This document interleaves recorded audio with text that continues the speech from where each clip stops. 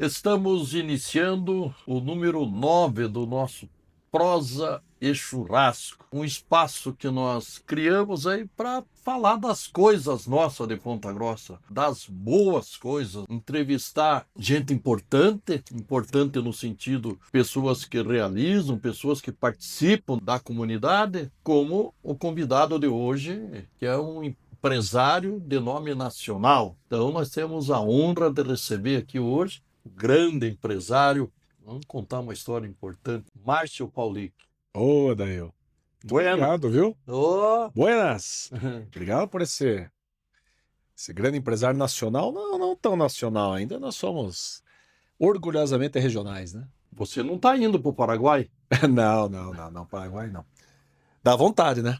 Pois é, Dá está vontade. indo 232 indústrias, eu estava lendo aí. Quem produz lá no Paraguai, né, tem os insumos e produz, e ele tem uma redução de imposto muito, muito grande.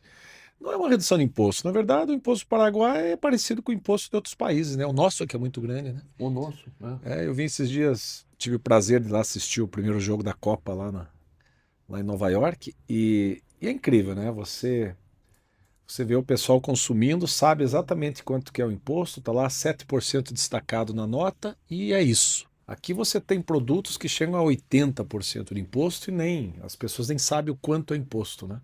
Esses dias eu ouvi um deputado federal, eu acho que ele falou brincando, mas seria interessante. Ele falou: olha, dá vontade de fazer um projeto de lei que as empresas paguem para os seus colaboradores o valor integral que ele tem a receber, e aí o funcionário faz os pagamentos dos impostos que hoje os empresários fazem por ele. Que quando você paga um valor lá de 10 mil reais para alguém, a empresa está pagando 16 e o colaborador recebe 6. Né? Então eu estava até numa sede lá da LinkedIn em Nova York e os caras me perguntaram, meu Deus, como é que eu vou conseguir explicar para eles aqui? Eles não vão acreditar. Eles não vão acreditar na forma que é esse manicômio que existe no país em relação a essas questões fiscais e de encargos.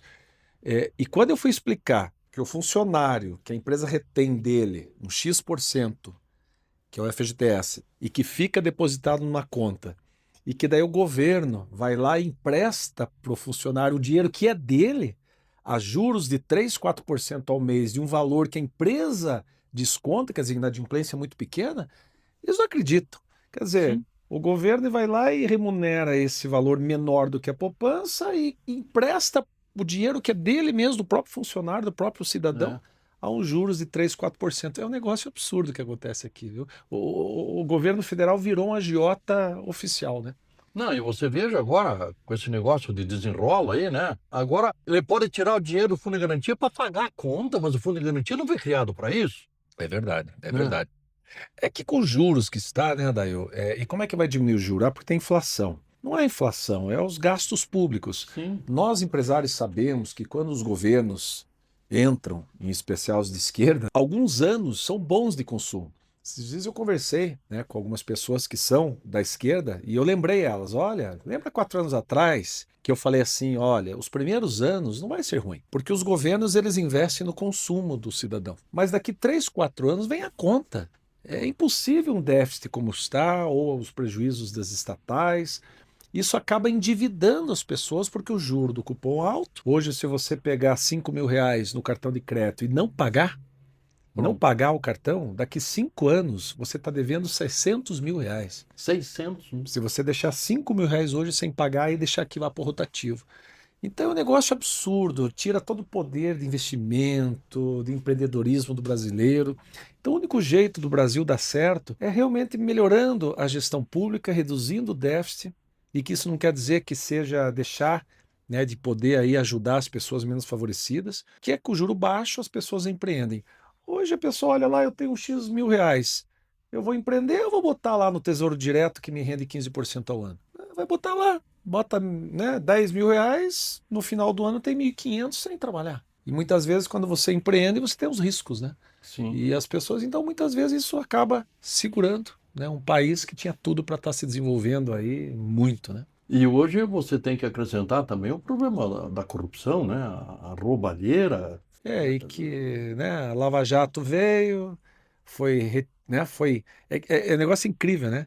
Eles falam que a Lava Jato foi algo relacionado apenas ao Sérgio Moro, que tinha pretensões políticas, enfim. Mas foi recolhido 25 bilhões de reais Uhum. das empresas. Confessado. É confessado. A câmera mostrando, as pessoas assistindo. E hoje passou quase 10 anos, não sei se passou 10 anos, um pouquinho menos. Passou. Qual que é a narrativa? Que foi a perseguição, que foi algo que. O Moro não era imparcial porque ele conversava com o Deltan Mas não Dallagnol. foi o Moro, quem definiu foi lá o pessoal lá de Porto Alegre, foi várias instâncias, né? Não, mas eles acusaram que o Moro não era imparcial, Não era imparcial. né? Mas agora o Moro condenou, Porto Alegre aumentou a pena do Lula, foi para Brasília, Superior Tribunal confirmou, né? E daí houve a perseguição, né? Que foram até acabar, devolver, né? O Dias Toffoli mandou devolver 10 bilhões O Debrecht mudou de nome, né? da Odebrecht, mudou de nome, agora voltou, né? A ponta de Guaratu é o Debrecht, só que tem outro nome. Aham. Pra ninguém, peraí, o Debrecht, é outro nome. Como se mudasse de nome, fosse assim. Não estou dizendo que tem corrupção, não, nessas obras. Estou dizendo que esse pessoal muda de nome, acabou. O Fernando Henrique Cardoso, né? Corrupção no DNR, rolo, confusão. Tá, vamos mudar de nome. DENIT. Mudou o nome. Mas e daí? Muda a corrupção, muda o procedimento, as pessoas se tornam dignas. Né? E aí tem aí, né, os Vorcário, eu brinco dizer, né, que já que entre estar envolvido com o Vorcário e com o Monjaro, eu sou que está envolvido com o Monjaro. Né? Não tô com o Vorcário. Mas muita coisa vai aparecer ainda, viu? Seja esquerda, seja direita. Hoje eu ouvi dizer que a PF comunicou o ministro lá, o Mendonça, né? Mendonça. De que o Lulinha não vai ser investigado antes das eleições. Por quê? Por quê? Qual é a razão? Qual a razão? Né? Quer dizer, tem caroço nesse angu. Mas agora é uma coisa interessante, viu? A gente fica analisando. Eu já estive do lado do balcão, já fui deputado. E eu não tô. Eu tô dizendo o que eu acredito. Quando a esquerda ela faz alguma coisa errada, parece que ela é mais aceita do que quando a direita faz alguma coisa errada. A benevolência, né? Não que a direita não faça. Sim. O que aí é o caso do Flávio, pedir dinheiro lá e tal.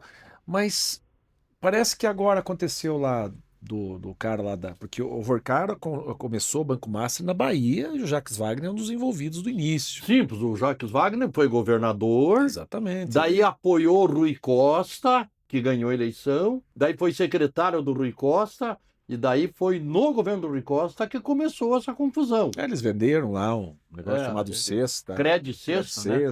E aí fica aquela história, né? A direita se aproximou, e que talvez nem deveria mesmo. A esquerda se aproximou. Não, veja bem, né? Mas você É um negócio interessante isso, você né? veja o seguinte, né? Eu faço live todo dia aqui, eu falo para as pessoas, escuta, vocês têm que parar, para 10 minutos, reflitam em que país nós estamos, porque esse povo da esquerda aí sequestrou a República. O presidente do Senado é um corrupto, tá aí, recebeu 30 mil dólares, né? 30 milhões. 30 milhões, 150 milhões de reais. O presidente da Câmara, corrupto, tá aí, arrumou um empréstimo para Nora, você viu, 23 milhões e deu uma empresa como garantia que vale 100 mil reais. Aí, o executivo inteiro, os ministros do Supremo, quer dizer, quando que passou pela cabeça nossa, de nós, os brasileiros normais, que chegaríamos a esse ponto que a Suprema Corte estaria rasgando a Constituição? A Suprema Corte é aquela do cara que recebeu 120 milhões, a mulher dele, né? 129. O pessoal falou assim, né, lá no final do ano, olha, a Mega Sena, lembra? A Mega Sena deu acho que 150 milhões, uma coisa assim, no final do ano, né? Aliás, 1 bilhão, né? A Mega Sena chegou a 1 bilhão, né? A Mega Sena da virada. Eles falaram assim, olha, com 1 bilhão de reais, você pode fazer 3 coisas.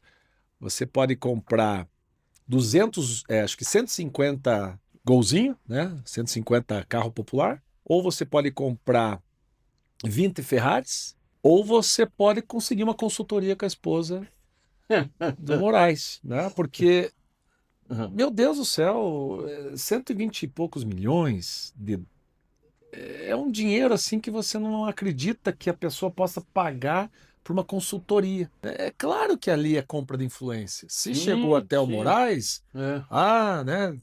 Agora, veio essa história do Vorcaro do filme, e aí parece que se esqueceu dessa do Moraes. Sim, não se fala. Então, a grande estratégia do pessoal é assim: fica quieto, daqui 2 meses vão ter outros fatos e as pessoas esquecem. Então, como tem tantos fatos um acontecendo um atrás de outro, que é uma tendência de daqui aquilo ficar. Isso é estratégia política do pessoal. Sim. Para aí, para de falar que o povo esquece. Agora a Copa do Mundo só está pensando aí, né, se o Brasil vai ganhar na Noruega e tal. Esquece.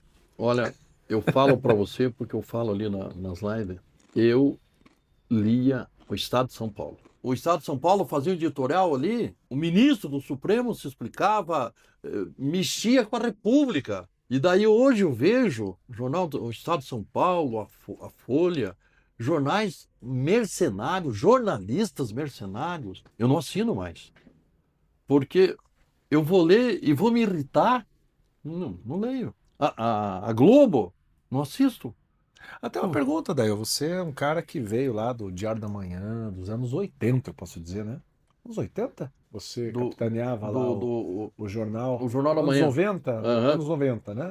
Eu fundei o Diário da Manhã em 86. Anos 80. Né? Aham. Aquele tempo você não via os editoriais, você não via a imprensa de um lado ou do outro. Hoje você sabe que existe realmente a imprensa da esquerda e existe a da direita. Sim. Sempre foi assim? Não. Ou agora que a gente está Não, vendo? eu estou falando, eu posso dizer que eu era aluno do Estado de São Paulo. A linha do jornal, o jornal, tanto que a Independência. imprensa era considerado o quarto poder. Verdade. 64, por que aconteceu 64? Houve golpe? Não houve golpe. Foi a manifestação popular. Você ia domingo na igreja, padre, bispo combatendo o comunismo, a imprensa denunciando, a imprensa pedindo a intervenção. A Globo, a Globo. A Globo, a Globo se fez no regime militar. A Globo se fez no regime militar. Então, a sociedade toda, tanto que o João Goulart fugiu de Brasília. Pegou o avião quando viu que a coisa ia chegar nele, foi para Bagé cruzou a fronteira para o Uruguai, pronto, fugiu. Mas a imprensa foi a favor, defendeu. Hoje não. Hoje a imprensa fica pegando aí a história do Flávio, que foi lá vender aquela cota do filme pro pai. Mas aquilo foi há 2 anos atrás, não houve contrapartida, nada, e não fala do Jacques Wagner. O criminoso é o Flávio, o Jacques Wagner não. O criminoso é o Bolsonaro, porque vendeu as joias que o rei da Arábia Saudita deu para ele. Né? Não, Ou e a então- joia? Então atrapalhou, não sei o que, numa baleia, né? Não teve uma baleia? Ah, que é. atrapalhou? Ele foi importunar a baleia Importunar lá, a que baleia. estava dormindo. Então, são coisas impressionantes. E as narrativas deles, né? E a imprensa repercute. Então, jornalistas aí notáveis, mas todos mercenários. A imprensa, eu fico impressionado porque não era assim. Tanto que a imprensa era tida como o quarto poder da República, pelo trabalho que fazia. Mas hoje não. Hoje você não As pode. narrativas são maiores que as verdades. E é o que você está falando, porque hoje a imprensa assumiu o lado, né? Distorce a realidade. Naquele tempo, o que era a imprensa? O jornal, ele era o livro de ata da sociedade. Registrava o que acontecia na sociedade. Você queria saber coisa de 10 anos atrás? Você ia lá no jornal. Hoje não. Hoje essa realidade está toda distorcida. Temos 3 meses por aí pela frente. Depois da Copa, nós temos aí 3 meses, né? É. Setembro, agosto, setembro, outubro. O que você acha? Sim, O que vai dar? eu acho que se o sistema eleitoral for mais ou menos correto, o Flávio é presidente. Mas o Supremo já está dando sinais que vai interferir na justiça eleitoral. O Nunes Marques, lá presidente, e o André Mendonça de vice, não vão ter a autoridade que o Alexandre de Moraes teve. O próprio Gilmar Mendes, que foi lá comunicar isso pro Lula, deixa que nós vamos supervisionar lá. Mas como assim? Né? A lei é para ser normal. E aí eu queria fazer uma pergunta para você, é o seguinte, você como é um empresário brasileiro hoje, né? O, o que o Geroslau plantou e que você contribuiu, e ouvi um dia o Geroslau falar mal de você. Ah, é? Falou mal de você para Quando... mim, assim. Falou assim, Adail, você não imagina o meu orgulho do Márcio. Eu vou com ele para São Paulo, ele faz palestra para os empresários nacionais. Então, o orgulho, ver o meu filho ali, né? E que ele veio, eu criei a empresa, mas ele jogou para cima a empresa. Mas ele é o Né? fundador, né? Tudo que a Sim, gente foi ele faz que hoje fundou, ele que é criou dentro dos a, a, preceitos a dele. empresa, né? E É, você, daí você, junto com o pai e tal, chegou é, uma hora, tudo bem, mas o mérito dele, ele que, por isso que estou dizendo, ele que é. criou e você veio Mas e até cresceu. hoje eu estava numa palestra com o pessoal, estava falando com os novos colaboradores. Falei, gente, nosso maior desafio é crescer cada vez mais. Veja, é um desafio grande, está entre os 10 maiores canais de venda do Brasil. Mas sem perder aquela simplicidade do meu pai, sem perder a forma de atender as Sim, pessoas, a simplicidade, o nosso crescimento do interior. Principalmente negócio, que o meu pai era MM, Mercado Móveis. O meu pai começou vendendo em 78 para pessoas ali que vinham da rodoviária e não tinham crédito. Você vai lembrar, o pessoal que tem mais de 50 anos vai lembrar de algumas marcas aí. O pessoal vinha aqui e não tinha crédito, com a Desapel, com a Hermes Macedo, com a Buri, com a Prosdóximo, né? E ele dava, mesmo que a pessoa estivesse registrada. Então, até hoje, nós temos que levar essa questão aí muito a sério, de que a gente não está vendendo um produto, a gente está vendendo um conforto para alguém. A pessoa, de repente, ficou anos economizando para conquistar algum, né, um sonho de consumo, de repente é maltratado por alguém pelo jeito que ela se veste, o jeito que ela fala. O interior tem muito isso, né? Chega um sim, agricultor simplão lá, uma é. senhorinha. Deus o livre, a coisa que mais a gente não permite é isso, é você destratar uma pessoa pelo jeito dela, pela classe social dela, né? Uhum. Então isso é uma coisa que a gente leva como nossa diretriz principal. Por isso que eu digo, todo sucesso vem de uma diretriz. E essa diretriz começou com meu pai, então a gente deve tudo a ele, né? Deixa eu perguntar para você, como empresário, né? Para onde foi a Fiesp, Márcio? Porque antes o Brasil tinha Fiesp, falava, parava o Brasil, todo mundo prestava atenção. Nós tínhamos a OAB e nós tínhamos a imprensa. Então a sociedade, ela estava protegida. Hoje nós não temos a imprensa, nós não temos a Fiesp, nós não temos a OAB e nós não temos os poderes da República. É porque os interesses individuais muitas vezes sobrevalecem, né? Pois é, mas Sobre o o que eu queria que coletivo, né? você falasse, o que os empresários falam disso? Você que viaja, conversa, faz palestra, porque você vê, nós não temos um líder hoje. Olha, eu digo para você que os bastidores, que até o Paulo Scaff ia bem, mesmo ele também indo buscar lá, ele tentou ir para a política e tal, mas ele era bem combativo, sabe? Nesse meio tempo tinha um presidente da OAB, um dos melhores que a OAB teve, que era pontagrossense, Busato. o Busato. Do Busato para cá, eu só prestei atenção num desses últimos que o cara, meu Deus do céu, ele era assim, radical, esquerdão mesmo, e aí Esquerda. ele estava, né, defendendo o governo. Por isso que eu digo que os interesses. Então, pega a Fiesp, por exemplo. Quem que é o presidente da Fiesp, o último presidente? É o filho do Zé de Alencar, Que foi vice do que Lula. foi vice do Lula. Como é que está a situação da Coteminas e tal? Entrou em recuperação judicial. Depende muito de uma boa conversa com o governo, para talvez ter alguma benesse. Você acha que ele vai bater? Não vai. Sim, não vai. Então, na verdade, esse é o problema. O importante é que nós possamos ter aí líderes que não dependam do governo para poder pontuar e falar o que tem que ser falado. E muitas vezes estão quietos porque, desculpa a expressão, mas está com o rabo preso, né? Não, mas nós não temos, a sociedade brasileira não tem. E olha, essa situação, ela só vai se alterar se o processo eleitoral for razoavelmente respeitado. Porque esse povo que está no poder, Márcio, eles não vão entregar o poder de graça. Não, independente de qualquer ideologia, por exemplo, eu saí candidato, é raro um empresário entrar na política. O que é um erro. Você mesmo foi um dos que me convenceu em 2012, era presidente da CPG. Vamos Sim, por uma experiência até. Fui muito bem como candidato a prefeito, até que me elegi com votação recorde para estadual. Até federal, né? O pessoal fala, não ganhou federal. Eu fiz 80 mil votos. Eu fiquei entre os 30 mais votados. Se fosse os mais votados, entraria. Teve é gente com 15 mil que entrou. Então essa. Agora vai lá o alterar sistema. isso. Não consegue, porque os políticos, eles têm o seu fechamento. E aqueles que são fora da política, os outsiders, muitas vezes empresários, eles ficam às vezes até um pouco isolados quando tentam entrar. E eu vou dar um exemplo de um grande amigo meu, que eu acho que ele fez uma besteira agora de ter criticado o Flávio, estava indo muito bem, que é o Zema.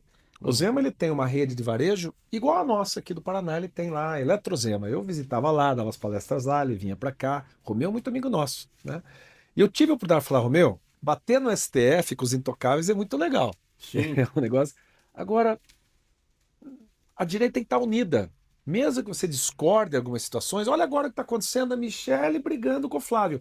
Aí quando o Lula fala que o Eduardo Bolsonaro é o camisa 10 dele, e daqui a pouco a Michelle e o Flávio, daqui a pouco ele tem razão, porque a direita, ela não consegue se unir, não consegue, né? E aí é o mérito da esquerda. A esquerda consegue, Adail.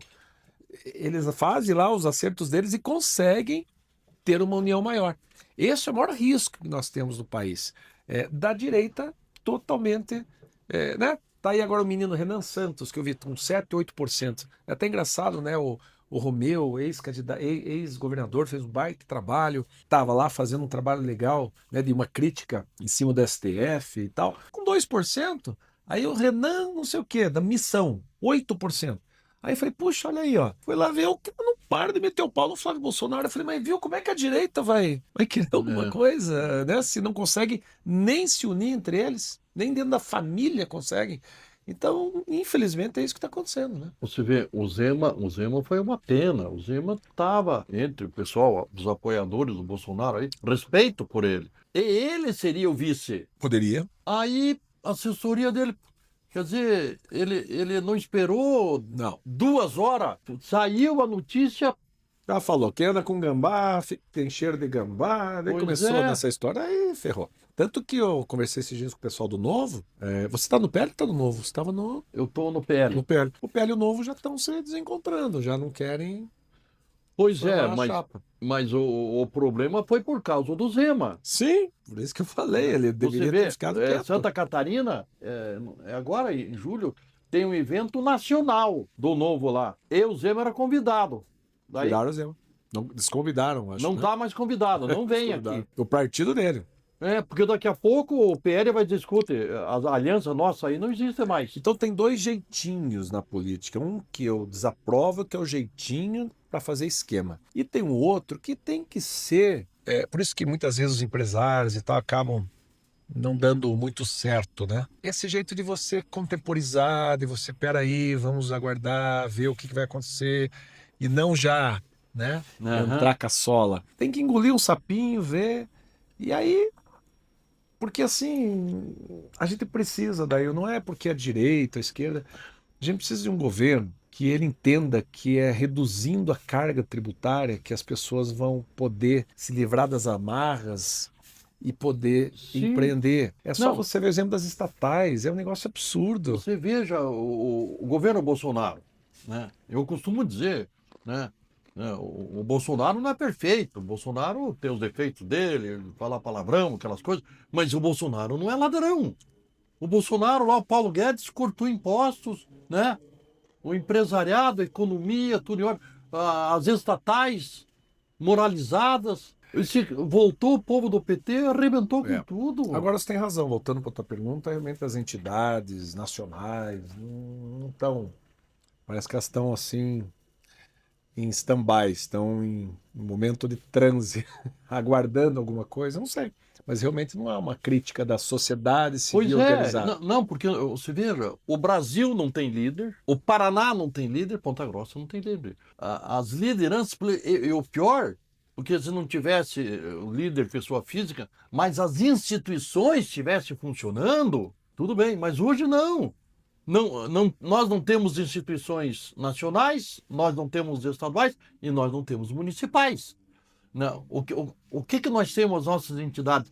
Elas estão cuidando das questões internas. Então, a associação comercial nossa aí, eu tenho expectativa aí muito boa aí O Bernard? com Sim, o novo presidente? com O Léo? o Leonardo Pupi. Até porque eu falei com ele, olha, os dois avós teus foram pessoas importantes da cidade aqui, você, né? Verdade. Porque o Pupi, né? Fernando, o Pupi é O que foi prefeito, foi Amadeu prefeito, Amadeu né? Pupi. E daí o José Bernardi. O Zé Bernardi, ele trabalhava, foi presidente da Arena, ele trabalhava nos bastidores. Ele não aparecia, mas ele, por exemplo, foi ele que convenceu o Ciro a aceitar o PUP para serviço do Luiz Gonzaga. Viu? Porque o Ciro, grande prefeito, maior prefeito da história de Ponta Grossa, industrialização e tal, mas o gênio do Ciro, o Ciro como pessoa humana, ele não tinha adversário, ele tinha inimigo. Se o Ciro entrasse aqui, né? Fosse meu inimigo aqui, ele cumprimentava Ana, cumprimentava você, e ele não media aqui. Ah, é? Era assim, ele ia na Câmara de Vereadores, cumprimentava todos os vereadores, pulava o Zuc e pulava o João. Pulava! Você vê, visita formal. Pulava o Zuc e pulava o Joel. Ele não enxergava eles. Né? E daí ele não queria aceitar o PUP, porque o PUP tinha apoiado o Otto Cunha, que concorreu com ele. E ele ganhou do Otto. Mas ninguém conhecia você, Ciro. O Pupi era deputado. Aí o Bernard, compadre do Pupi e tal. Ciro, vamos ganhar a eleição, Ciro. Vamos trazer o meu compadre para cá. Ele é um outro grupo, ele tem o eleitorado dele e vai reforçar, nós ganhamos a eleição. E deu certo, né? E deu certo, falo isso pro. Foi nessa que ele ganhou de quem? O Ciro ganhou de quem? O Ciro ganhou do Otto Sim, depois. e depois o Luiz Gonzaga, Gonzaga. né? Tem o Juca Hoffmann. Eu gosto da história do Juca Hoffmann, que era o milhão contra o Tostão, né? Foi. Tostão contra o Aham. milhão. Tem que escrever esses livros aí, o pessoal tá indo embora, tem que escrever, daqui a pouco Pois esquece é, de toda essa história. Eu tô com 70 páginas escritas, mas eu tenho que. Eu tenho que adorava contar. ir lá, você me contava todas as histórias. Porque hoje ninguém sabe dessa história. Não. Né? Às vezes eu conto aqui como é que veio a indústria para Ponta Grossa, como é que foi a industrialização. Verdade. Quer dizer, num jantar de casamento, o Ciro industrializou Ponta Grossa. Contei essa história para você. Né? Quer dizer, se ele não vai no casamento do amigo dele em Curitiba, ele não teria encontrado o Luiz Carlos, outro amigo dele, que estava em São Paulo, né? Aí, ô Luiz Carlos, vamos jantar junto depois do casamento? Vamos.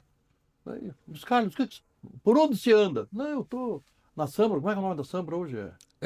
Quando era Coimbra, Não. a, Ana, a Sambra. como é que é o nome da Sambra? Bung, Ah, Bung, Bung, Bung, a Bung, Bung. Sambra. Trouxe É. a Sambra. Daí, não, eu tô na Sambra e tal, e agora eu vim aqui para Curitiba, vou ficar 10 dias aqui, eu vim aqui para comprar um terreno, para definir um terreno, para construir a unidade da Sambra aqui em Curitiba. Você veja, rapaz. Eu Aí te dou um terreno. o Ciro, não, você vai poder. Não, ô Ciro, pensei que tinha acabado com a cidade aqui. Não, não. Bom, pela amizade ele veio. Aí o Ciro mostrou o projeto. E aí ele gostou do projeto. Né? Ô Ciro, você fez uma coisa bonita. Ah, você gostou do projeto? Então você vai trazer o doutor Carlos Antiche aqui. Daí o Luiz Carlos, mas agora você enlouqueceu. Eu vou dizer pro meu patrão, pro dono da Sambra, que não é para ficar em Curitiba, trazer em Ponta Grossa, você tá louco. Você vai trazer o doutor. Você gostou? Você vai contar pro doutor Carlos Antiche que você viu. Você vê? Aí ele foi, contou pro Carlos Antiche, o Carlos Antiche veio aqui. Olha como as coisas acontecem, né?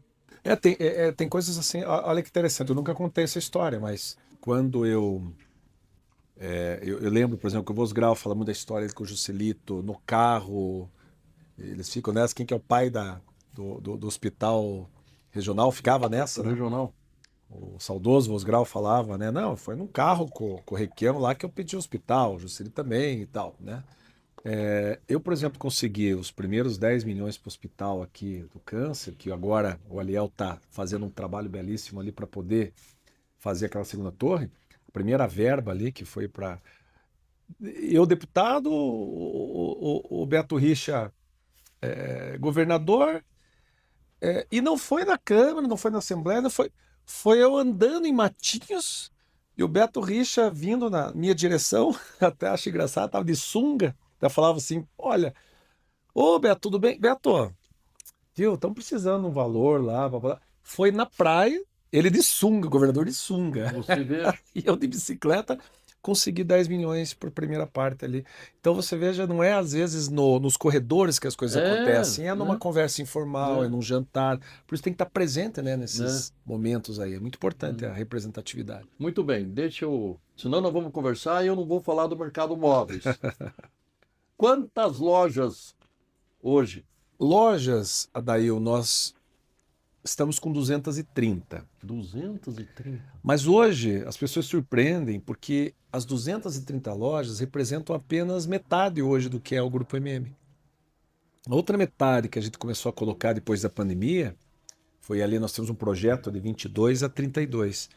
É um atacado. Nós hoje vendemos para mais de 3 mil lojistas do Brasil inteiro 3.000? produtos que o lojista, o pequeno lojista de móveis e eletro que está no interior e não tem força muitas vezes, não tem crédito para comprar diretamente com as indústrias elas não atendem os pequenos, né?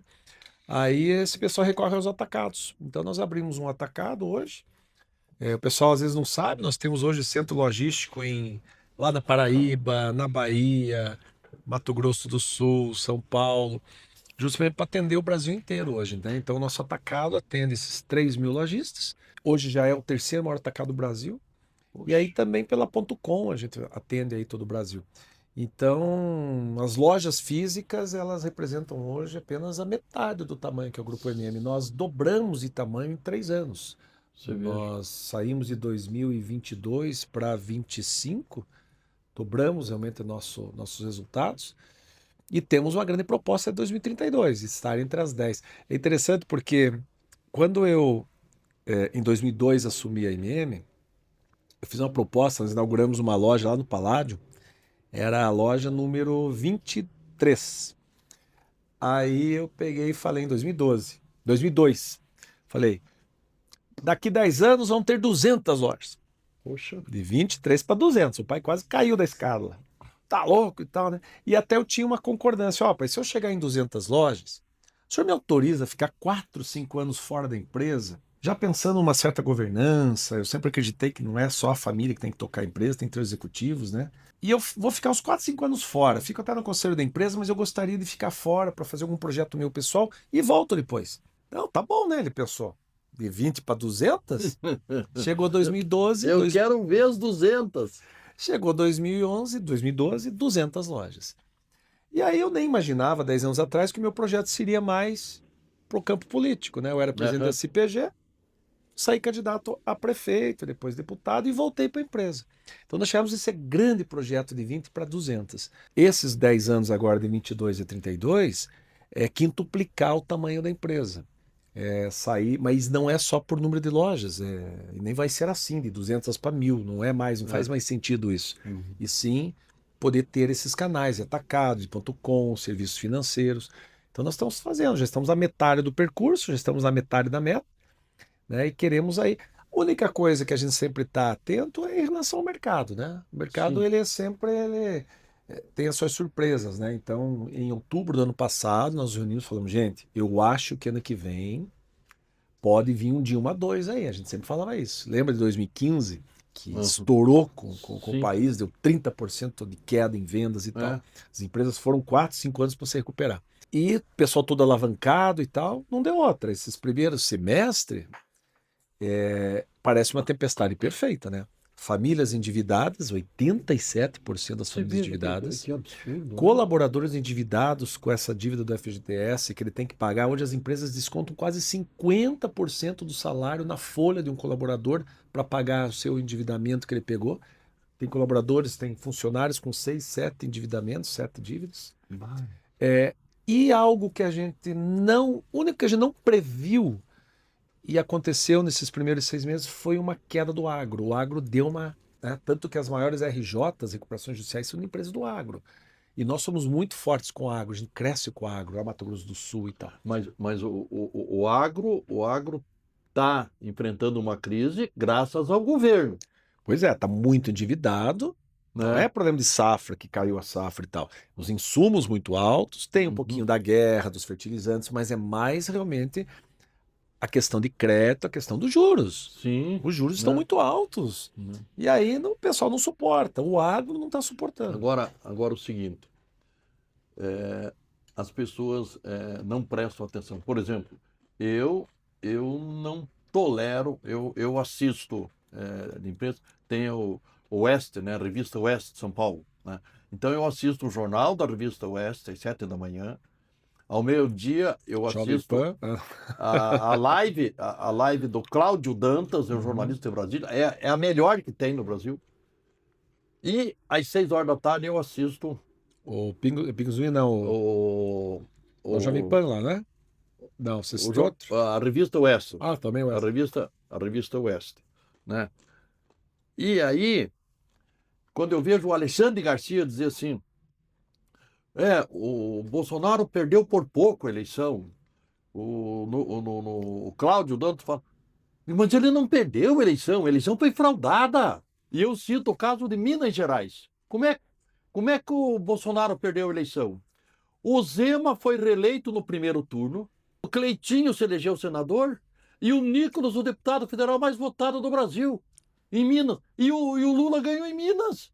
Mas o eleitor do Zema votou no Lula? Do Cleitinho, do Nicolas? Nunca. Porque tem o histórico de quem ganha em Minas ganha no Brasil. Então o Lula precisava ganhar lá. Quer dizer, Interessante, né? isso não é verdade? O jornalista falar dessas coisas. Tanto que o Lula, eu não vi, mas acho que ontem ele falou que o país nunca esteve numa situação econômica tão favorável. Viu? É só ir na rua e ver, gente. Mas ele, mas, Não ele- está. mas Não ele está. fez o discurso na reunião do Mercosul, no Paraguai. É.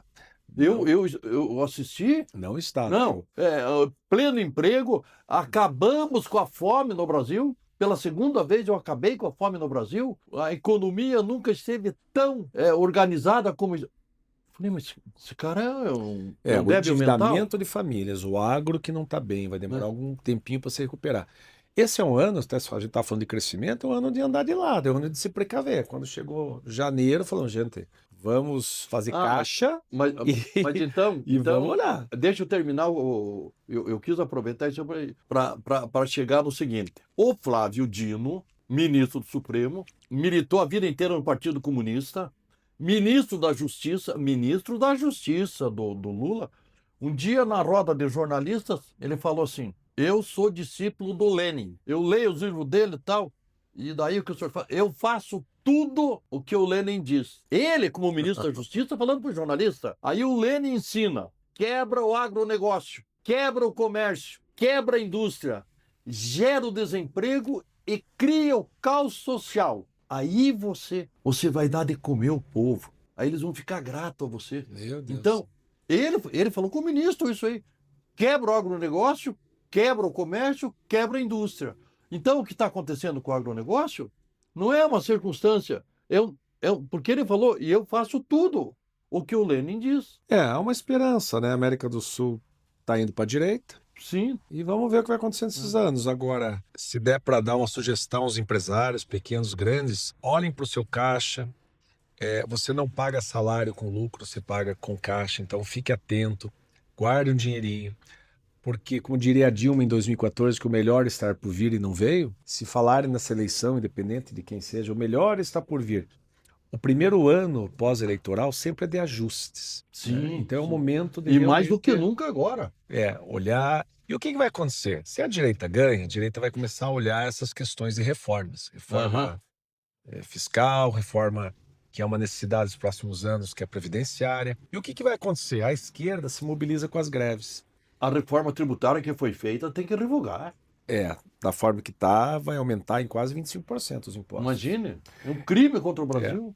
Então o que acontece? É um negócio que tá duro, né? Mato sem cachorro pelo menos pro ano que vem. Porque se a esquerda ganha, vai continuar do mesmo jeito e os juros altos, o pessoal não vai conseguir sustentar. Se a direita ganha, ela vai ter que fazer um ajuste. Qualquer ajuste que ela faça, a esquerda vai ratear. Uhum. Vou dar um exemplo. Os professores ganharam aumento muito 4%. pequeno aí, de 4%. É. Se fosse a direita, nossa, os sindicatos iam entrar Mas pegando. você vê, lembra? E por que não fizeram agora, que foi tão pequeno o Mas o Bolsonaro reajuste? deu 30% de reajuste. E não houve festa. Ninguém reconheceu. Não existe. É que a questão social sempre será mérito da esquerda. A questão econômica sem ser mérito da direita. Eu vou dar exemplo meu como deputado. Lembra do Camburão? Que teve a história dos deputados do Camburão? Aham. Eu não entrei no tal do Camburão, porque eu fui a favor dos professores naquela época, que o governo estadual queria mexer lá na situação previdenciária e Uhum. tal. E eu fui a favor, por alguns motivos, e um deles, minha mãe é professora, aposentada. Até hoje, as pessoas, os sindicatos, os deputados de esquerda, o pessoal, eles não acreditam que eu votei a favor dos professores, porque você é empresário, Márcio. Você é de direita, você votou a favor dos professores? E eu falei, votei.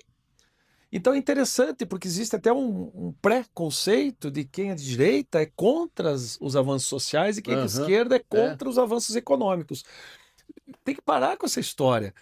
A direita tem, eu sempre falo, desenvolvimento econômico só se justifica se houver progresso social. E o progresso social só justifica se houver desenvolvimento econômico. Uma coisa puxa a outra. Não existe empresa, vamos dizer, estamos falando de empresa que lucrativa, de sucesso, numa sociedade falida. Sim. Você acha que nós vamos ter lucro, vamos vender se a sociedade estiver endividada, desempregada, né? Ah, mas o emprego está em pleno emprego. Pera aí, pleno emprego de quem? De quem está trabalhando em carteira? Quem está em MEI? Quem não está lá, está no Bolsa Família, mas não está trabalhando, conta né, na questão. Então, tomar muito cuidado com alguns números, sabe? Que é interessante, né? Porque uma vez eu lembro que o Bolsonaro mudou lá o delegado acho que da Federal. Polícia Meu Federal. Deus! Eles mudaram agora o delegado que estava lá vendo a questão do Lulinha lá, eles pegaram e trocaram o delegado, né? Então, é um negócio absurdo. É 8 para um, 80 para outro, né? Então, assim, eu digo para você que nós, empresários, né, vestindo esse bonezinho de empresário, eu já vesti boné de associativista, de política, agora de empresário, que sempre foi a minha área. Independente do governo ser de esquerda ou direita, tem que fazer uma boa gestão. O Brasil depende mais de nós. A única coisa que eu fico pé da vida é essa coisa dos governos quererem colocar patrão versus empregado, como se os empreendedores fossem os caras que realmente explora a mão de obra, classe trabalhadora. Gente, não existe. É a união de funcionários com empreendedores. Se está falando mal de patrão, então está falando mal de todos que têm MEI, porque quem tem MEI é patrão de si mesmo. Mas isso é a maldade da esquerda, né? Eu vi esses a dias esquerda aquela não Erika constrói. Hilton, meu Deus, falou, não, os empresários não sabem trabalhar um dia numa função de um colaborador. Meu Deus, a maioria dos empresários, dona Erika Hilton, eles são pessoas que um dia trabalharam também numa carteira assinada, aprenderam, tiveram uma oportunidade de empreender e tiveram sucesso. Se tiver que voltar, eu, por exemplo, se eu tiver que voltar para vender, eu sei, porque eu fui 15 anos vendedor. Então essa história de que o patrão é uma coisa assim inatingível. O meu pai foi vendedor de pirulito em Arapoti. Entendeu? Foi cobrador de ônibus, com o maior orgulho. Então, essa história de dizer que o patrão, que ele nasce pronto, patrão, e esquece todas as suas funções quando ele foi um dia um colaborador, um empregado, é um absurdo que eles fazem para tentar vitimizar as pessoas mais humildes, como se as pessoas, empreendedores, fossem os vilões. Dividir a sociedade, né? Faz parte, a divisão, né? Faz parte da estratégia política, né? Muito bem. A Ana está dizendo que estamos com 5 minutos aí. Muito bem, né? Parabéns pela EBM, né? Que orgulha Ponta Grossa. Falamos 80% Paraná, de política, né? Agora eu quero saber a retomada da vida política do Márcio Paulinho. Louco. Estou no PMM agora. Conhece o PMM? Partido do Mercado Móvel. Já fiz minha parte. Daqui 2 anos tem eleição para prefeito. Bom, né? Olha, Ponta Grossa, uma série de prefeitos fazia o mesmo, fazia asfalto qualquer um faz, né? Puxa, eu lembro do Vosgrau falando isso para mim. né? lá 20 anos atrás, lá na MM, falou assim, Márcio, eu tava querendo ser candidato, ele falou, os próximos 3 prefeitos vão só lidar com asfalto, porque tem 400 quilômetros da cidade, depois disso vai poder dar uma perfumada, ele falou uma perfumada, e Perfumaria. ele tinha razão, né? Passou vários prefeitos, até hoje a Elizabeth ainda está com essa De- missão de 100% de asfalto. E É. olha que Ponta Grossa é uma das únicas grandes cidades que não tem. A maioria das grandes cidades, Maringá, Londrina, Cascavel, já tem 90% de asfalto há 10 anos atrás. É. Porque eu gostaria de a cidade ter um prefeito que fizesse o que o Ivo Arzua fez em Curitiba. Não foi o Jaime Lerner Veja mesmo. que transformou Curitiba, foi o Ivo Arzua. O Ivo Arzua, ele que fez o projeto da Revolução de Curitiba. O Jaime Lerner veio depois, o Jaime Lerner era URBS. Não, URBS era o Taniguchi. do Instituto lá, É, do Instituto, né, URBS? IPUC, IPUC. do IPUC, né, que o Ivo Arzua criou. Uhum. Que o Ivo Arzua criou. Né? Aí que ele foi lá pelo Haroldo Leão Pérez, ele nunca gostava de lembrar, porque o Haroldo Leão Pérez assumiu o governo e foi tirado por corrupção, então ele não queria vir, mas foi o Haroldo Leão Pérez que naquele tempo era nomeado. Né?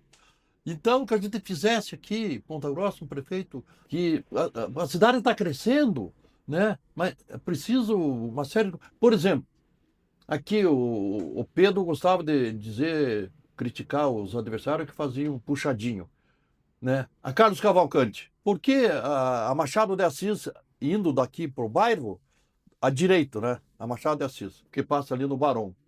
Bom, depois ela chega na altura ali do General Osório, aí tem um Taimbé lá. Depois tem a igreja do Bom Jesus. Por que não alargar aquela rua e por que não fazer um viaduto lá? Aí ele foi fazer aquele puxadinho no 13. O próprio contorno é um puxadinho, né? Contorno, lá o nosso contorno que está perto da tua... Ah, cidade contorno lá. leste? Aquilo é uma vergonha. Ela foi feita a cara de 7 metros. Aquilo é uma Fosse vergonha. Camargo ajudou, mas já podia ter pensado maior, né? Um engenheiro do DR falou um dia para mim, Adail, vocês de Ponta Grossa, que pena, os prefeitos. Ele falou pro Pergues, não lembro o nome do engenheiro, prefeito, vamos fazer um negócio grande lá. Não, preciso fazer aqui assim. Claro, a cidade crescendo naquela região. Esse viaduto aqui de Castro, aqui, perto do Clube Verde ali, passa um carro. Daqui 5 anos a fila de caminhão vai tá em Carambeí, Márcio. Verdade, verdade. Tem que pensar grande. Pois é. Eu lembro que eu quando era presidente do seu comercial, nós estávamos falando há 13 anos atrás, eu já falava um grande estacionamento subterrâneo na cidade, ali no Parque Ambiental. Sim. Falava já do contorno, que agora, quem sabe, possa sair. A saída das linhas férreas, agora parece que teve um avanço aí, né, de sair as linhas do perímetro urbano, da rede ferroviária. E a união de forças, Adair. Por isso eu acho que, assim, a cidade, independente dessa questão da prefeitura... eu quero saber a resposta. Primeiro, assim, até acho muito bom, eu vi até a ação comercial vai resgatar o Santo de Casa Faz Milagre, que eu resgatei em 2014, em memória do Renato Napoli, que fez em 97 o Santo de Casa Faz Milagre. Uhum. E até lá o Gorto, o pessoal que vai comandar lá, fala, nós O vamos... voto daqui pro candidato daqui. O candidato daqui. Então eles vão trabalhar muito nisso. Eu acho que aquela história, a gente sempre falou sobre isso, o fato da cidade, quem sabe, voltar até 3 deputados federais, que existe uma grande chance do Joselito, do Marcelo e do Aliel. 5 estaduais. Pode fazer 5 estaduais. Nós chegamos até. Nós podemos ter, nós temos vários candidatos que Ponta podem Grossa fazer. teve o Ari Kfouri, José Gomes do Amaral, João Vargas de Oliveira. 3 deputados federais. Se unir essa turma e não ficar querendo puxar o tapete do outro, que também já aconteceu, né? Lembra da história? Que um vai pedir para o governador, o outro ia lá para pedir para tirar. Né? Então, primeiro, tem que passar por as eleições desse ano, se aumentar a representatividade. Puxa, com o Moro, ou com o Sandro, ou com o Greca, ou com o Requião, a gente tem que resolver aqui a nossa paróquia. Claro que, né, temos que ver, porque é um ano diferente, é um ano que nós temos... É interessante, né? Porque sempre quando eu estava lá na CPG e tal, a gente falava, meu Deus, imagina que legal um dia Ponta Grossa pudesse ter um governador em Ponta Grossa. Mas olha só, nós estamos num momento que nem a prefeita se entende com um candidato de Ponta Grossa para governador. Né? Tem outro candidato, vamos ver o que vai acontecer. Aí sim, a partir de 2028, tem que pensar a cidade para os próximos anos E aí vamos ver, mas tudo passa antes pelas candidaturas e por quem Tudo vai bem. passar em Eu quero 28. saber se Agora esse ano. o compromisso do vice-presidente do MM já venceu, já vai estar Não, o liberado meu é para só voltar para a política. Não, é só 32. O meu contrato é até 32. Ah, é até 32? Eu tenho que aguentar aí mais 5, 6 anos firme, hein? Vem comer um churrasquinho em 2031 aqui, daí pode ser. Mas agora em 28 não, porque nossa proposta lá na empresa é até 2032, nós estamos num processo de mudança de executivos e tal, então agora, da mesma forma que na candidatura da Elizabeth a gente trabalhou de forma ativa, né? A gente indicou lá o pastor Moisés e tal, que estão fazendo um belíssimo trabalho. Eu vou estar presente em todas essas questões aí, porque a minha cidade me interessa muito, minhas filhas moram aqui, meus colaboradores, enfim.